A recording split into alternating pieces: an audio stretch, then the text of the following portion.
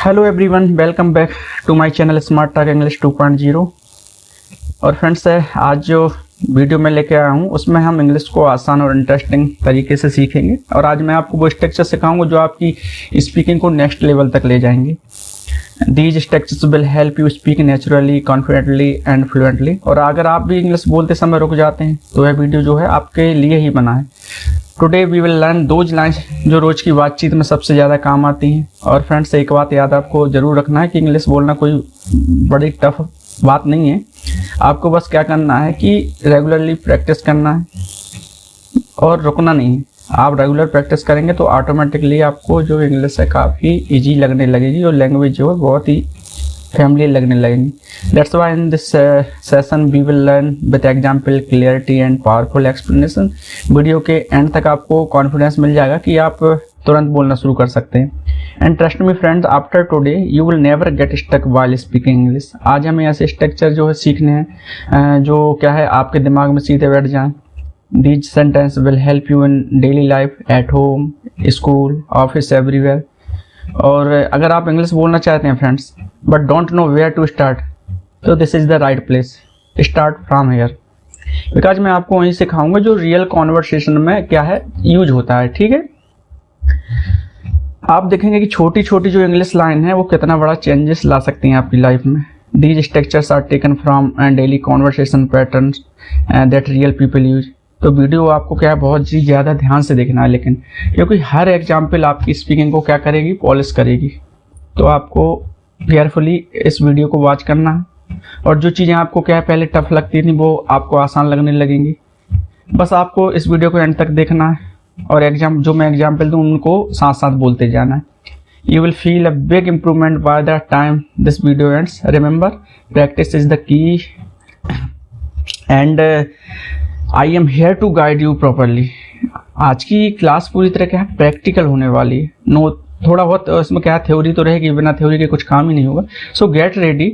आज आपकी जो इंग्लिश है एक नया टर्न लेने वाली है। This session will be fun, powerful and full of learning. वीडियो को जरूर लाइक करें अगर आप डेली ऐसे ही स्ट्रक्चर चाहते हैं। और यदि आप सब्सक्राइब करेंगे तो अभी वैसे भी मैं 110 स्ट्रक्चर पूरे कर चुका हूं और अभी आपके सामने मुझे 350 स्पेशल स्ट्रक्चर लाने हैं और इसके बाद बहुत कुछ लाना है। अभी तो फेसलेस वीडियो है, फिर फेस के साथ वीडियो आएंगे और प्रॉपरली आपको बहुत ही पावरफुल कंटेंट देखने को मिलेगा इस चैनल पर, इसलिए आप सब्सक्राइब जरूर करिएगा। तो हमारा जो पहला स्ट्रक्चर है वो है आई नीड टू सी, मुझे देखना है। फ्रेंड्स, इस स्ट्रक्चर का मतलब होता है I want to check it myself, मतलब मुझे खुद से चेक करना है। ठीक है, जब हमें किसी बात पर पूरी क्लियरिटी चाहिए होती है तो हम कहते हैं कि आई नीड टू सी। इसका जो क्या बोलते हैं टोन है वो काफ़ी कॉन्फिडेंट भरा होता है। Like you want to confirm something, जैसे कि आप कोई चीज़ कन्फर्म करना चाहते हो। जैसे एग्जाम्पल हमने यहाँ लिया है, जैसे I need to see what you are doing, मुझे देखना है कि तुम क्या कर रहे हो। I need to see who is coming, मुझे देखना है कि कौन आ रहा है। I need to see why he is angry, मुझे देखना है कि वह क्यों गुस्सा है। I need to see where he went, मुझे देखना है कि वह कहाँ गया है। I need to see how she cooks, मुझे देखना है कि वह खाना कैसे बनाती है। I need to see what you bought, मुझे देखना है कि तुमने क्या खरीदा। I need to see how fast he writes, मुझे देखना है कि वह कितनी तेजी से लिखता है। I need to see how the machine works, मुझे देखना है कि यह मशीन कैसे काम करती है। I need to see if she is fine now, मुझे देखना है कि क्या वो है ठीक है। फ्रेंड्स, यह जो है स्ट्रक्चर है आपकी इंग्लिश को नेचुरली और फ्लुएंट बनाता है, because it is very realistic. और आपको इससे पहले मैं आपको बता दूं कि जो मैंने जो यहाँ स्ट्रक्चर सेंटेंस दिया है उसका यदि स्ट्रक्चर बनाना चाहें तो अभी तो मैंने इसमें स्ट्रक्चर के रूप में सिर्फ आई नीड टू सी लिखा है। इसमें मैं यदि स्ट्रक्चर की बात करूँ तो आप उसको राइट कर लें। उसका स्ट्रक्चर है आई नीड टू सी, फिर आपको प्लस लगा के WH वर्ड लगाना है, प्लस सब्जेक्ट, फिर हमको एक्शन की बात करना है जो हम कर रहे हैं। ठीक है, जो हमारा सेंटेंस है आगे, I need to see who called me, मुझे देखना है कि मुझे किसने कॉल किया। I need to see where they are staying, मुझे देखना है कि वे कहाँ ठहरे हैं। I need to see what the problem is, मुझे देखना है कि समस्या क्या है। I need to see where my phone is, मुझे देखना है कि मेरा फोन कहाँ है। I need to C why he was crying, मुझे देखना है कि वह क्यों रो रहा था। I need to see how much it costs, मुझे देखना है कि इसकी कीमत कितनी है। I need to see if he really cares, मुझे देखना है कि क्या उसे सच में परवाह है।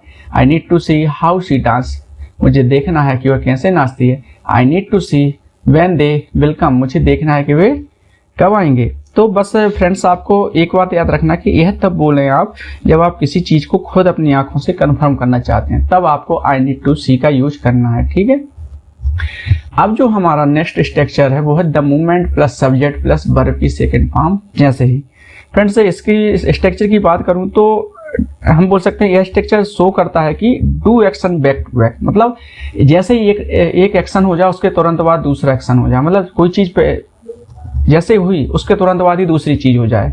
तो ऐसी स्थिति में हम इसका यूज कर सकते हैं। और इसका जो सिंपल सेंस है, as soon as something happened another thing happened instantly, वही मैंने अभी आपको बता रहा था कि कोई चीज तुरंत हुई हो उसके तुरंत बाद दूसरी चीज हो जाए, ठीक है। जैसे हम यदि एग्जाम्पल की बात करें तो द मोमेंट ही सा मी ही स्माइल्ड, जैसे ही उसने मुझे देखा वह मुस्कुराया। The moment she came I left, जैसे ही वह आई मैं चला गया। The moment it start raining we went inside, जैसे ही बारिश शुरू हुई हम अंदर चले गए।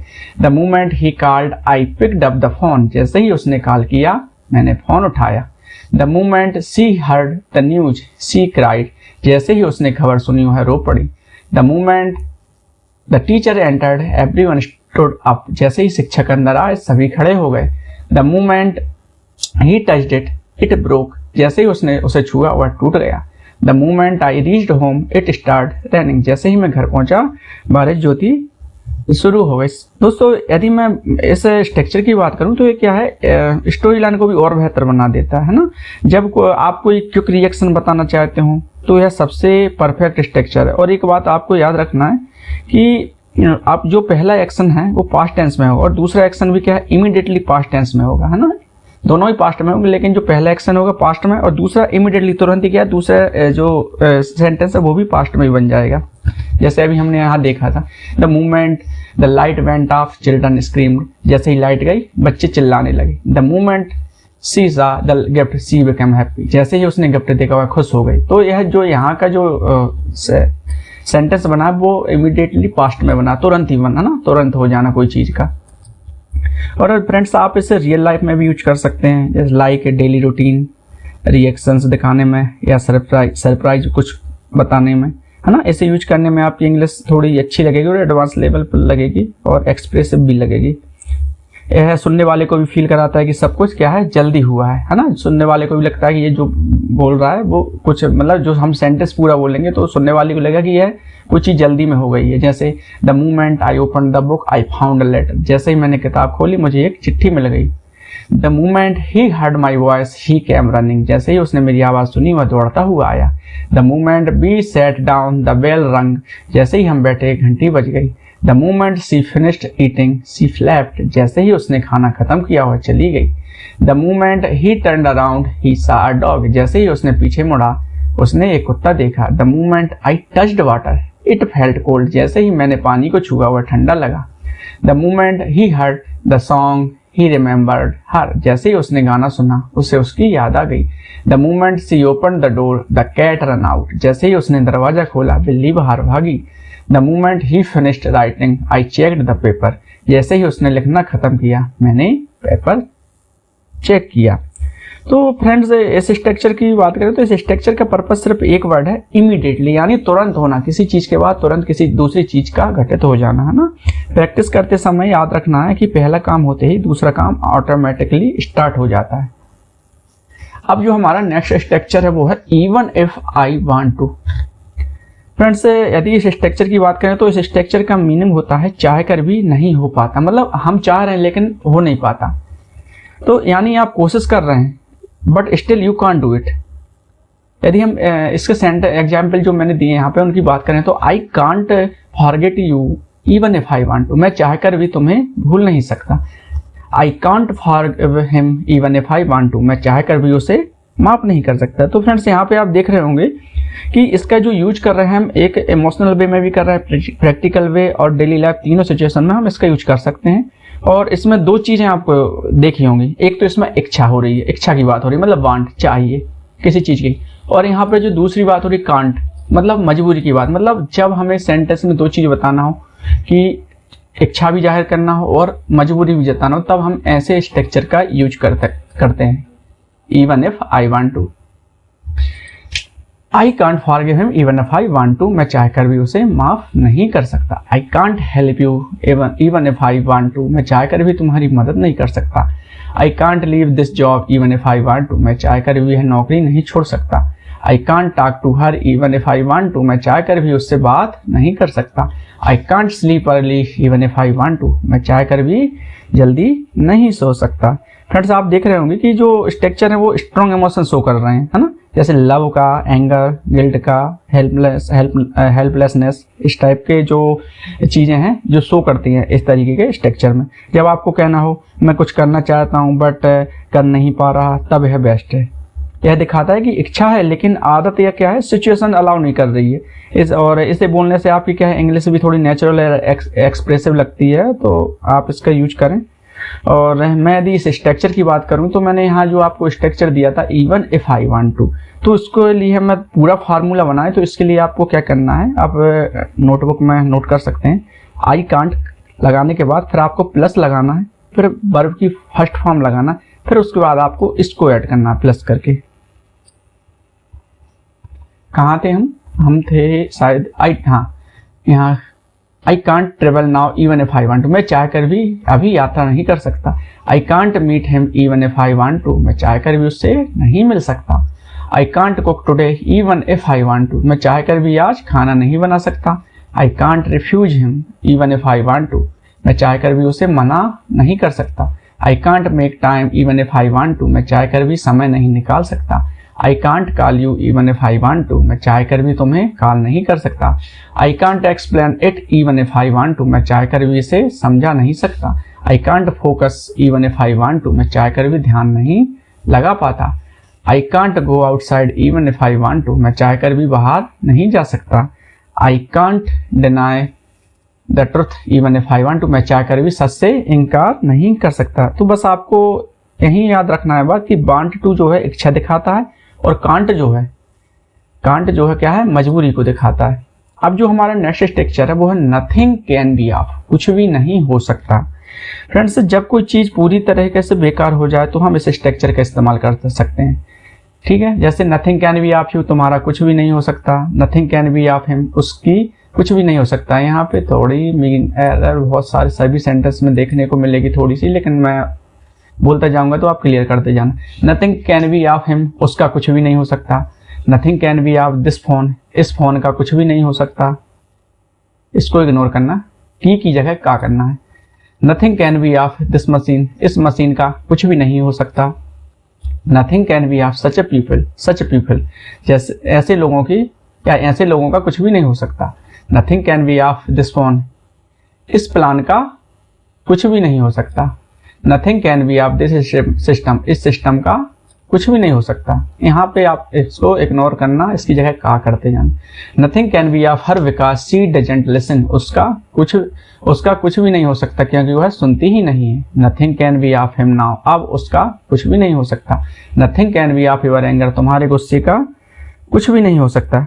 तो फ्रेंड्स, इस स्ट्रक्चर का यूज तब करते हैं जब चीज क्या है, आइडिया, हैबिट या इंसान से कोई उम्मीद ना बचती है, तब हम इस स्ट्रक्चर का यूज करते हैं।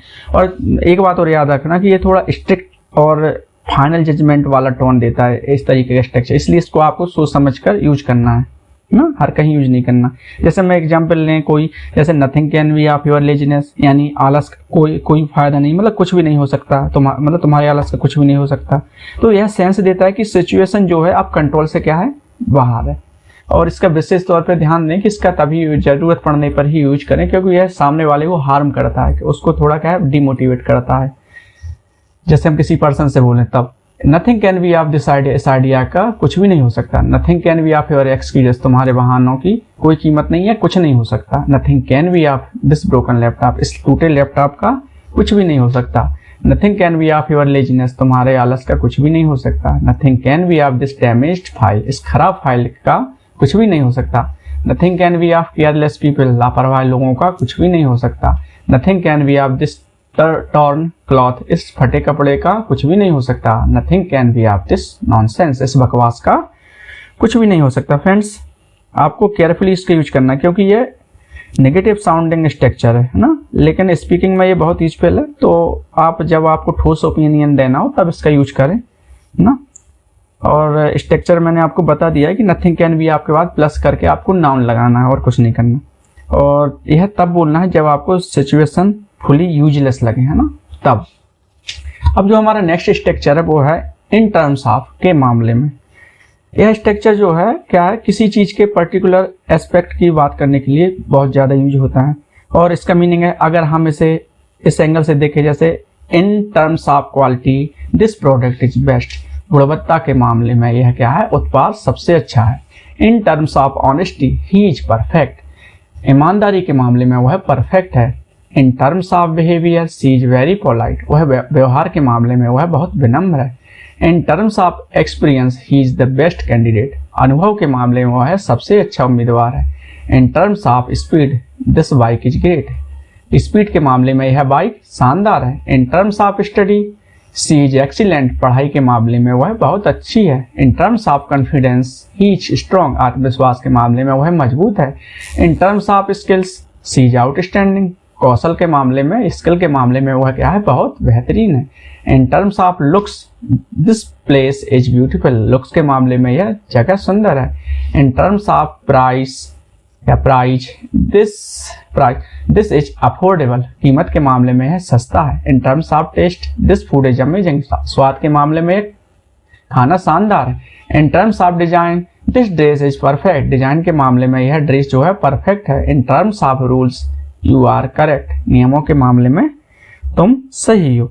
तो फ्रेंड्स यह बहुत ही प्रोफेशनल और एडवांस इंग्लिश स्ट्रक्चर है और इससे आप किसी चीज को कैटेगराइज करके एक्सप्लेन कर सकते हैं। और यह कंपैरिजन और एक्सप्लेनेशन दोनों के लिए क्या है, बहुत ही ज़्यादा परफेक्ट है। और इससे बोलने से क्या है, आपकी इंग्लिश बहुत मैच्योर और अच्छी लगती है। और यदि हम यह एक सेंटेंस में बहुत मतलब अच्छे से बोले तो यह बहुत ही ज़्यादा क्लियरिटी देता है ना। और इसे करेक्ट तरीके से यूज करें ताकि आपकी क्या है, इंग्लिश जो है प्रोफेशनली लगे। और यह स्ट्रक्चर जो है आपकी एक्सप्लेनेशन स्किल को नेक्स्ट लेवल तक जरूर ले जाएगा। आगे यदि सेंटेंस उदाहरण देखें, एग्जाम्पल देखें, तो इन terms of discipline he is strict, अनुशासन के मामले में क्या हुआ, क्या है, सख्त है। In terms of strength this team is strong, ताकत के मामले में यह टीम मजबूत है। In terms of safety this area is good, सुरक्षा के मामले में यह इलाका अच्छा है। In terms of comfort this chair is best, आराम के मामले में यह कुर्सी सबसे अच्छी है। In terms of profit this business is great, लाभ के मामले में यह व्यापार अच्छा है। In terms of performance he is the best, प्रदर्शन के मामले में वह सबसे अच्छा है।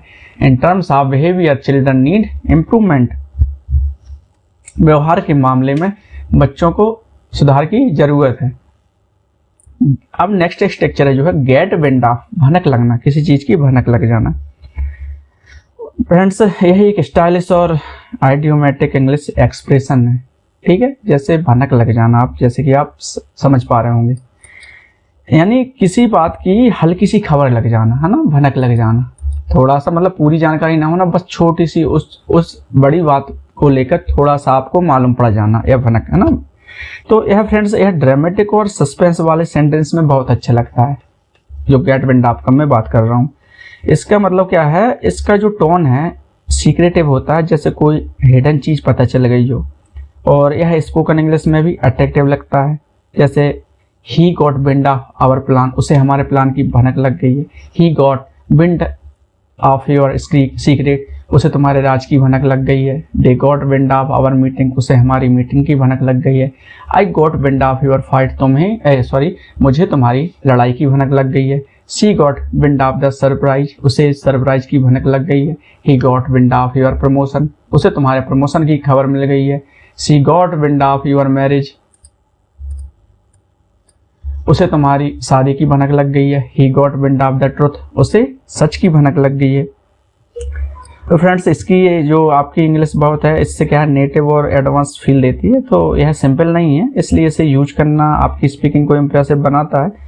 और आपको इस बात का जरूर ध्यान रखना है, जब भी किसी को बिना बताए किसी बात की खबर लग जाए तब इसका यूज करना है। जैसे यहाँ आगे सेंटेंस है, they got wind of the exam date, उन्हें परीक्षा की तारीख की भनक लग गई है। She got wind of this arrival, उसे उसकी आने की भनक लग गई है। He got wind of your mistake, उसे क्या है, उसे तुम्हारी गलती की भनक लग गई है। I got wind of the news, मुझे खबर की भनक लग गई है। He got wind of the party, उसे पार्टी की भनक लग गई है। She got wind of the offer, उसे ऑफर की भनक लग गई है। They got wind of the issue, उसे समस्या की भनक लग गई है। I got wind of your decision, मुझे तुम्हारे फैसले की भनक लग गई है। She got wind of the truth, उसे सच्चाई की भनक लग गई है। He got wind of the meeting, उसे मीटिंग की खबर लग गई है।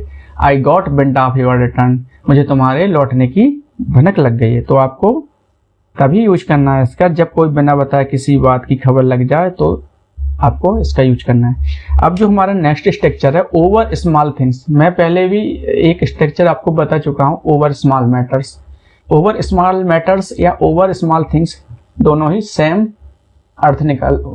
का सेम अर्थ निकलता है, जैसे छोटी छोटी बातों पर ना, मतलब इस स्ट्रक्चर का डेली यूज होता है और इसका मीनिंग जो है छोटी छोटी बातों पर है ना। इसका यूज जो है बिहेवियर या हैबिट्स रिएक्शन बताने के लिए हम करते हैं, और जैसे कि यह बताता है कि रिएक्शन छोटी बातों के लिए ज़्यादा हो रहा है ना। इसको जो है आपकी इंग्लिश में क्लैरिटी आ जाएगी यदि आप इसका यूज करेंगे, क्योंकि इसका यूज करना काफ़ी आसान भी है। जैसे सी क्राइस ओवर स्मॉल थिंग्स, वह छोटी छोटी बातों पर रोती है। दे फाइट ओवर, बस आपको पीछे से इसको यूज करना है, over small thing. They fight over small things, वे छोटी छोटी बातों पर झगड़ते हैं। He why do you get angry over small thing, तुम छोटी छोटी बातों पर गुस्सा क्यों करते हो। He shouts over small things, वह छोटी बातों पर चिल्लाता है। Don't worry over small things, छोटी छोटी बातों पर चिंता मत करो। She gets upset over small things, वह छोटी छोटी बातों पर नाराज हो जाती है। Don't laugh over small things, छोटी छोटी बातों पर मत हंसो। He scolds children over small things, वह बच्चों को छोटी छोटी बातों पर डांटता है। You complain over small things, तुम छोटी छोटी बातों पर शिकायत करते हो। Stop fighting over small things, छोटी छोटी बातों पर लड़ना बंद करो। They argue over small things, वे छोटी बातों पर बहस करते हैं या छोटी छोटी बातों पर बहस करते हैं। आपको फ्रेंड्स इस सब्जेक्ट के साथ आपको वर्ब लगाना है और ओवर स्मॉल थिंग का पीछे से ऐड करना है, बस इतना करना है आपको ऐसे सेंटेंस बनाते समय। और यह जो स्ट्रक्चर है इमोशनल एक्सप्रेशन के लिए परफेक्ट है, और आप इसका यूज क्या एडवाइस या कंप्लेंट या फिर वार्निंग में भी कर सकते हैं, और यह बोलने में भी आपकी इंग्लिश को नेचुरल और एक्सप्रेसिव बनाएगा। नेक्स्ट जो हमारा सेंटेंस है इसमें, she overreacts over small things, वह छोटी बातों पर या छोटी छोटी बातों पर ज्यादा प्रतिक्रिया देती है। Don't panic over small things, छोटी छोटी बातों पर घबराओ मत या छोटी बातों पर घबराओ मत। और यहाँ पर छोटी लिखा है, हमको छोटी छोटी दो बार बोलना है तो और ज्यादा अच्छा लगता है। Y do you cry over small things, तुम छोटी छोटी बातों पर क्यों रोते हो। Don't fight with your brother over small things, आपने अपने भाई से छोटी छोटी बातों पर मत लड़ो। He makes issue over small things, वह छोटी छोटी बातों को मुद्दा बना देती है। She blames me over small things, वह छोटी छोटी बातों पर मुझे दोष देती है। Don't spoil your mood over small things, छोटी छोटी बातों पर अपना मूड खराब मत करो। You always worry over small things, तुम हमेशा छोटी छोटी बातों पर चिंता करते हो। Next structure is there must be some वे, कोई तो तरीका होगा।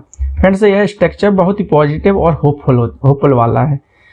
जैसे कि there must be some way to learn English, को अंग्रेजी सीखने का कोई ना कोई तो तरीका होगा, है ना तरीका। आप इस चैनल को सब्सक्राइब कर लें, बहुत अच्छा तरीका है इंग्लिश सीखने का।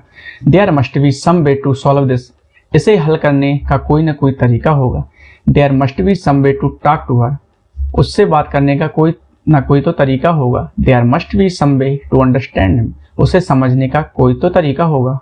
या there must be some way to save time, समय बचाने का कोई तरीका होगा, या कोई तो तरीका, हम तो भी लगाए तो और अच्छा लगता है, समय बचाने का कोई तो तरीका होगा। There must be some way to fix this phone, इस फोन को ठीक करने का कोई तो तरीका होगा।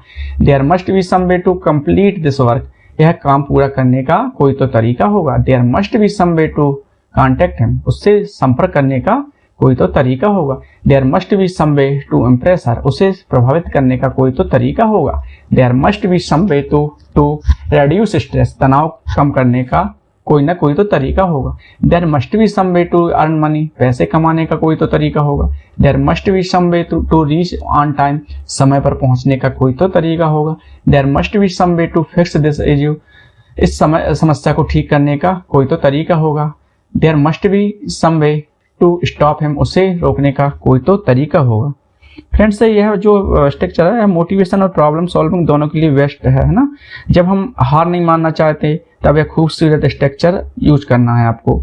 इसको क्या है, इससे आपकी इंग्लिश होपफुल और प्रॉब्लम सॉल्वर लगेगी। और यह स्ट्रक्चर कॉन्वर्सेशन, मोटिवेशनल वीडियो या प्लानिंग में यूजफुल होता है। और यह एक सेंटेंस में एनर्जी और कॉन्फिडेंस भी दोनों दे देता है, तो आपको इसका यूज जरूर करना चाहिए।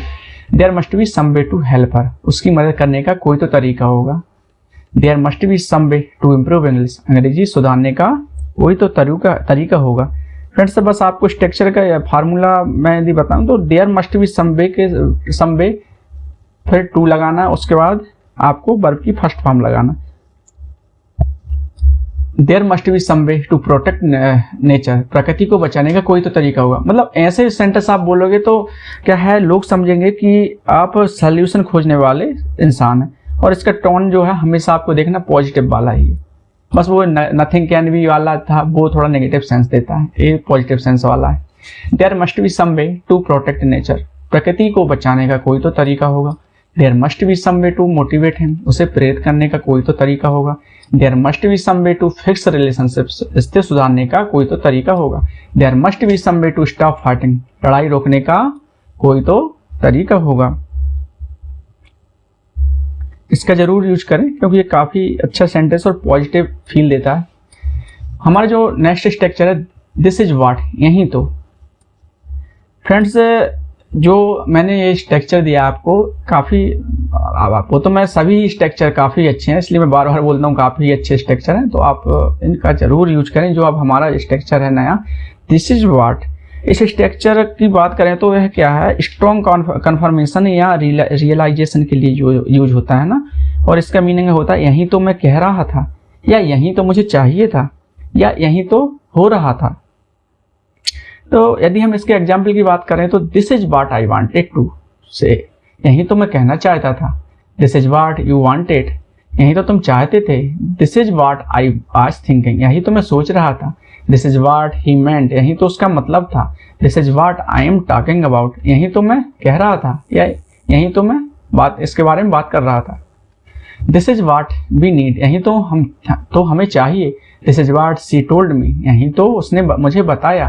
This is what happened yesterday, यही तो कल हुआ था। This is what you should do, यही तो तुम्हें करना चाहिए। This is what I fear, यही तो मुझे डर लगता है। This is what I was waiting for, यही तो मैं इंतजार कर रहा था। This is what I want from you, यही तो मैं तुमसे चाहता हूँ। This is what she likes, यही तो उसे पसंद है। This is what I always say, यही तो मैं हमेशा कहता हूँ। This is what my father taught me, यही तो मेरे पापा ने मुझे सिखाया। This is what they expect from you, यही तो वे हैं जो तुमसे उम्मीद करते हैं। This is what I can't explain, यही तो मैं समझा नहीं सकता। This is what you asked me, यही तो तुमने मुझसे पूछा था। फ्रेंड्स जब कोई क्या फाइनली समझ जाए या एक्सेप्ट कर ले तब यह परफेक्ट है। ऐसे सेंटेंस क्या बिल्कुल परफेक्ट हैं। और यह जो है इमोशनल और ड्रामेटिक दोनों सिचुएशन में बहुत ज़्यादा काम आते हैं। और यह किसी बात पर जोर देना हो, जैसे आपके पॉइंट को हाईलाइट करता है जब भी आपको किसी बात पर जोर देना हो। और इससे जो है आपकी जो इंग्लिश है बहुत अच्छी और मीनिंगफुल लगने लगेगी यदि आप ऐसे स्ट्रक्चर का यूज कर है ना। और कॉन्वर्सेशन करते समय भी ये काफ़ी यूजफुल है और बहुत ज़्यादा यूज होता है। तो यह एक छोटा सा स्ट्रक्चर लेकिन क्या है बहुत ही ज़्यादा इम्पैक्ट डालता है आपकी कॉन्वर्सेशन में। तो आप इसका यूज जरूर करें। जो 2 सेंटेंस और रह गए हैं वो है this is what life is, यही तो जिंदगी है। This is what makes me happy, यही तो मुझे खुश करता है। अब फ्रेंड्स जो हमारा लास्ट स्ट्रक्चर है आज के वीडियो का वो है have you ever plus verb की थर्ड फॉर्म है क्या तुम कभी। फ्रेंड्स यह सबसे पॉपुलर स्पोकन इंग्लिश स्ट्रक्चर है और इसका मीनिंग जो है क्या तुमने कभी, क्या तुमने, या क्या तुम कभी, या क्या तुमने कभी।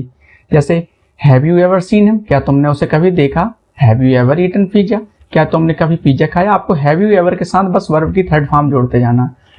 Have you ever visited Delhi, क्या तुम कभी दिल्ली गए। Have you ever met her, क्या तुम उससे कभी मिले हो। Have you ever watched this movie, क्या तुमने यह फिल्म कभी देखी है। Have you ever tried this dish, क्या तुमने यह भोजन कभी चखा है। Have you ever heard this song, क्या तुमने यह गाना कभी सुना है। Have you ever travelled alone, क्या तुम कभी अकेले यात्रा किए हो। Have you ever driven a car, क्या तुमने कभी कार चलाई है। Have you ever helped a stranger, क्या तुमने कभी किसी अजनबी की मदद की है। तो फ्रेंड्स, इसका यूज लाइफ एक्सपीरियंस के बारे में पूछने के लिए ज़्यादातर होता है और यह इंग्लिश में बहुत नेचुरल और मॉडर्न भी लगता है। और इससे आप किसी भी जर्नी, मेमोरी या फिर हम बोलें एक्सपीरियंस जान सकते हैं किसी का भी। और यह कॉन्वर्सेशन को भी बहुत ज़्यादा इंटरेस्टिंग बनाता है हमारी, क्योंकि सामने वाला शेयर करता है कुछ, ठीक है। और यह जो है प्रेजेंट परफेक्ट टेंस का सबसे आसान स्ट्रक्चर है। याद रखना कि ये जो स्ट्रक्चर है हमारा वो प्रेजेंट परफेक्ट टेंस का है और इसे सीखने से आपकी स्पीकिंग बहुत फ्लुएंट भी हो जाएगी। और इसे जैसे आप ट्रैवल वीडियो या ब्लॉग्स इंटरव्यू में भी यूज कर सकते हैं या। और यह स्ट्रक्चर जो है हर इंग्लिश लर्नर को ज़रूर सीखना चाहिए। और आप, मुझे लग रहा है जो भी ये वीडियो वॉच कर रहा है वो ज़रूर इस तरीके के स्ट्रक्चर को सीखने की कोशिश कर रहा होगा after watching this video. Have you ever lost your phone, क्या तुम कभी अपना फ़ोन खो चुके हो। Have you ever won a prize, क्या तुम कभी कोई इनाम जीते हो। Have you ever read this book, क्या तुमने यह किताब पढ़ी है। Have you ever danced on stage, क्या तुमने कभी मंच पर डांस किया है। Have you ever taught someone, क्या तुमने कभी किसी को पढ़ाया है। Have you ever broken your phone, क्या तुमने कभी अपना फ़ोन तोड़ा है। Have you ever played cricket at night, क्या तुमने कभी रात में क्रिकेट खेला है। Have you ever forgotten your birthday, क्या तुम कभी अपना जन्मदिन भूले हो। इस तरीके से हमने आज दोस्तों सारे स्ट्रक्चर्स कंप्लीट किए, जो कि मैं हर वीडियो में लगभग आपके सामने 10 स्ट्रक्चर लाता हूँ। Thank you so much everyone for watching this video till the end. I hope friends आज का लेसन जो मैंने आपको सिखाया है, आपके जो स्ट्रक्चर सिखाए आपको हेल्पफुल लगे होंगे और आपकी इंग्लिश थोड़ी नहीं बहुत ज़्यादा इम्प्रूव हुई होगी। अगर फ्रेंड्स आपको लगा कि आज आपने कुछ नया सीखा, if you feel even 1% improvement, then don't forget to like this video. अगर आप चैनल पर नए हैं then please subscribe this channel, क्योंकि यहीं से आपकी इंग्लिश सीखने की रियल जर्नी शुरू होगी। कमेंट में ज़रूर बताना फ्रेंड्स कि आपको कौन सा स्ट्रक्चर सबसे ज़्यादा पसंद आया है, फिर हम उसके बारे में और ज़्यादा बात करेंगे। और अगले वीडियो में आपके सामने किस टॉपिक पर बात करूं ये भी आपको बताना है कमेंट में। And remember one thing friends, consistency is the key. आपको कंसिस्टेंसी दिखानी पड़ेगी और रेगुलर मेरे वीडियो को वॉच करना पड़ेगा और डेली थोड़ा भी प्रैक्टिस करेंगे तो आपकी जो इंग्लिश है ऑटोमेटिकली इम्प्रूव होती जाएगी। फिर मिलते हैं नेक्स्ट वीडियो में फ्रेंड्स। अब नेक्स्ट वीडियो तो मैं एक स्टोरी लाऊंगा, उसके बाद फिर मैं आपके लिए 121 से 130 तक फिर स्पेशल स्ट्रक्चर लाऊंगा। Till then keep learning, keep growing and keep speaking amazing English. Thank you and take care. Bye bye friends.